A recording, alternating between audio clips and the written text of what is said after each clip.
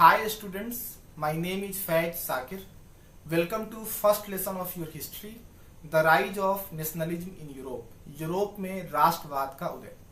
बच्चों, आज की इस वीडियो में हम लोग सेक्शन 4.3 को पढ़ेंगे, the strange case of Britain. Britain का अजीबोगरीब केस।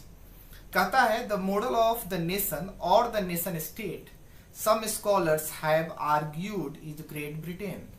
कहता है कि कुछ विद्वानों का ये मानना है कि अगर देश होना चाहिए, अगर नेशन स्टेट होना चाहिए तो वह ब्रिटेन की तरह होना चाहिए। ब्रिटेन जो है वह एक रोल मॉडल है नेशन स्टेट का। In Britain the formation of the nation state was not the result of a sudden upheaval और रिवोल्यूशन। कहता है कि ब्रिटेन जो नेशन स्टेट बना, आप देखेंगे ऐसा नहीं है कि वहां पर अचानक कोई क्रांति हो गई, कोई इनकलाब आया और ब्रिटेन जो है वह नेशन स्टेट बन गया।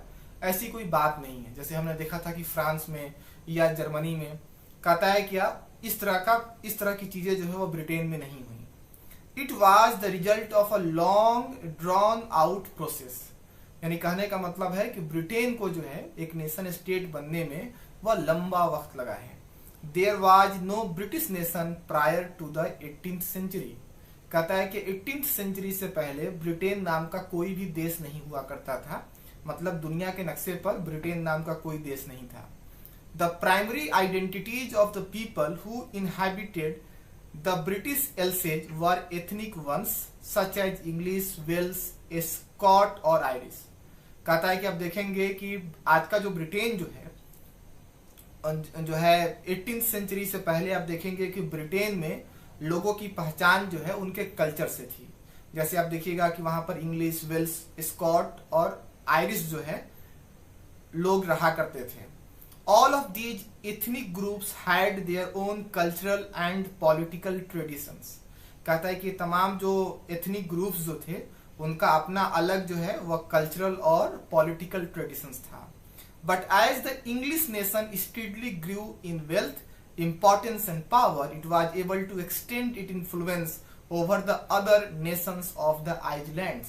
लेकिन कहता है कि जैसे ही जो है आप देखेंगे इंग्लिश जो है उनके पास पैसा आया, आप उनके पास पावर आया, उन्होंने धीरे धीरे आइसलैंड के जो दूसरे जो इथनिक कम्युनिटी जो थी उन पर अपना प्रभाव जमाना स्टार्ट किया। The English Parliament, which had seized power from the monarchy in 1688 at the end of a protracted conflict, was the instrument through which a nation state with England at its center came to be formed. कहता है कि अब देखेंगे कि 1688 में England की जो parliament जो थी उसने राजा से पावर को छीन लिया, मोनार्की से पावर को छीन लिया। मतलब मैक्सिमम पावर जो है अब वो पार्लियामेंट के पास चला गया। उसके बाद आप देखेंगे कि धीरे धीरे जो है ये जो इंग्लिश पार्लियामेंट जो थी उसने जो आइसलैंड के जो दूसरे नेशंस थे उनको अपने कब्जे में लेना स्टार्ट किया। The act of union 1707 between England and Scotland that resulted in the formation of the United Kingdom of Great Britain meant in effect that England was able to impose its influence on Scotland. कहता है कि 1707 में 1707 में England और Scotland के बीच में एक समझौता हुआ, एक कानून बना द एक्ट ऑफ यूनियन, और उसके तहत जो है आप देखेंगे कि स्कॉटलैंड को इंग्लैंड में मिला दिया गया और इस तरह से जो है वह ब्रिटेन एक नेशन स्टेट बनता है। अब जो है जो इंग्लिश पार्लियामेंट जो थी अब वो आसानी से स्कॉटलैंड को इन्फ्लुएंस कर सकती थी, उसके पॉलिटिक्स को इन्फ्लुएंस कर सकती थी। The British parliament was henceforth dominated by its English members. कहता है क्या कहने को ब्रिटेन में स्कॉटलैंड भी था, लेकिन जो पार्लियामेंट जो थी उसमें आप देखेंगे कि इंग्लिश मेंबर्स की तादाद ज्यादा थी। The growth of a British identity meant that Scotland's distinctive culture and political institutions were systematically suppressed. कहता है कि ब्रिटिश आइडेंटिटी के ग्रोथ का मतलब था कि स्कॉटलैंड की जो डाइवर्सिटी जो है, जो डिस्टिंक्टिव कल्चर है, जो पॉलिटिकल इंस्टीट्यूशंस हैं, उनका खात्मा।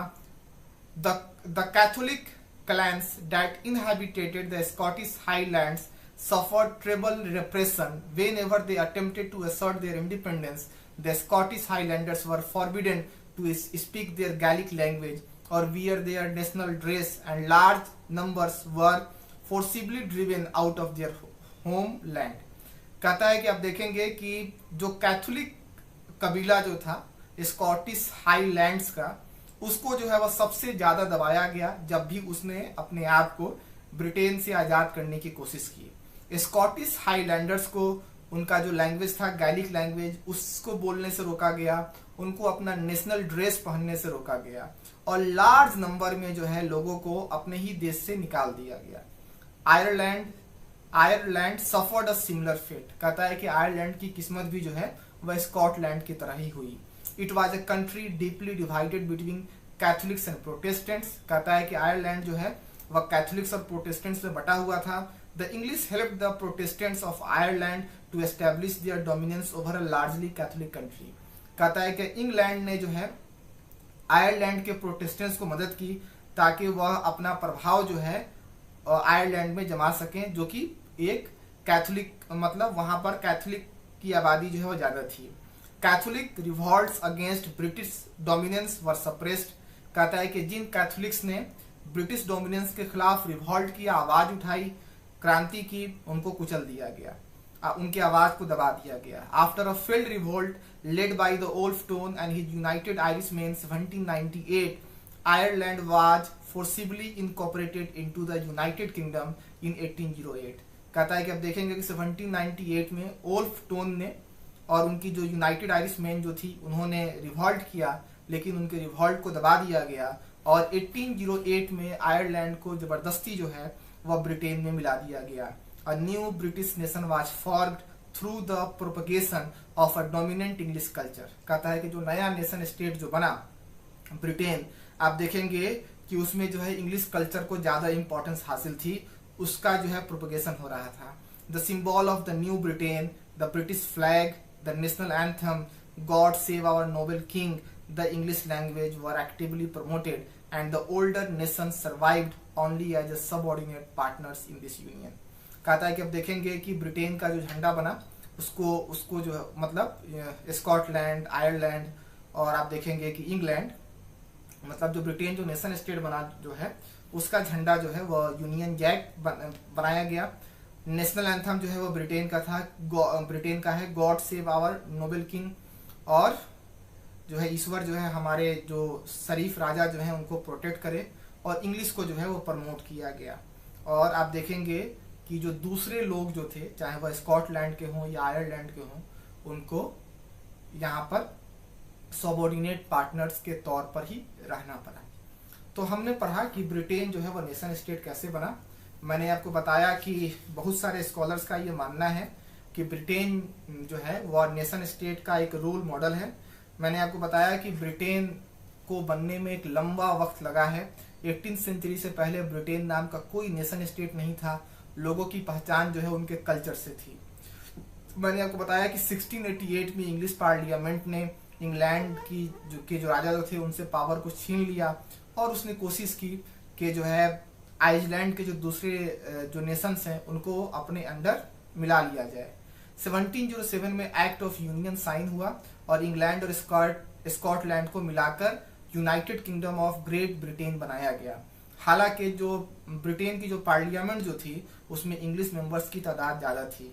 स्कॉटिश हाईलैंडर्स ने जब भी जो है ब्रिटेन से आजाद होने की कोशिश की, उनके जो है आंदोलन को कुचल दिया गया। स्कॉटिश हाईलैंडर्स को उनका जो लैंग्वेज था गैलिक लैंग्वेज, उसको बोलने से रोका गया, नेशनल ड्रेस पहनने से रोका गया, और बड़ी संख्या में जो है स्कॉटिश हाईलैंडर्स अपने ही देश से निकलने को मजबूर हुए।